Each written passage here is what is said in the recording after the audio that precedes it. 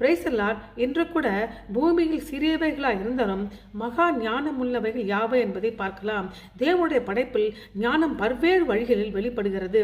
ஒவ்வொரு மனிதனும் ஞானத்தின் மதிப்பை அதை பார்த்து கற்றுக்கொள்ள வேண்டும். பூமியில் சிறியவைகளாக இருந்தாலும் மகா ஞானம் உள்ளவைகள் 4 உண்டு என்று நீதிமொழிகள் 30 அதிகாரத்தில் வெளிப்படுத்தப்படுகிறது. முதலாவது எறும்பு. அற்பமா ஜந்துவாக இருந்தாலும் கோடை காலத்தில் தங்கள் ஆகாரத்தை சம்பாதிக்கிறது எறும்பு. எறும்பானது தன்னுடைய ஞானத்தை முன் யோசனை மூலமாக உணவை சேர்த்து வைப்பதில் வெளிப்படுத்துகிறது. இரண்டாவது குழிமுதல். தத்துவமற்ற ஜந்துவாக இருந்தும் தங்கள் வீட்டை கண்மலையில் மேல் தோன்றுகிறது. குழிமுதலின் ஞானம் பாதுகாப்பான இடத்தை கண்டுபிடிப்பதிலே வெளிப்படுகிறது. மூன்றாவது வெட்டுக்கிளி. ராஜா இல்லாதிருந்து பவுஞ்சாக புறக்கிற வெட்டுக்கிளி. வெட்டுக்கிளியின் ஞானம் அதன் ஒத்துழைப்புடன் ஒழுங்கிலும் அடங்கியுள்ளது. நான்காவது சிலந்தி. தன் கைகளால் வலையை பின்னி அரச அரண்மனையில் இருக்கிற சிலந்தி பூச்சி. அதன் ஞானம் அணுகுதல் மற்றும் தைரியத்தின் மூலமாக அது வெளிப்படுத்துகிறது. ஆமென்.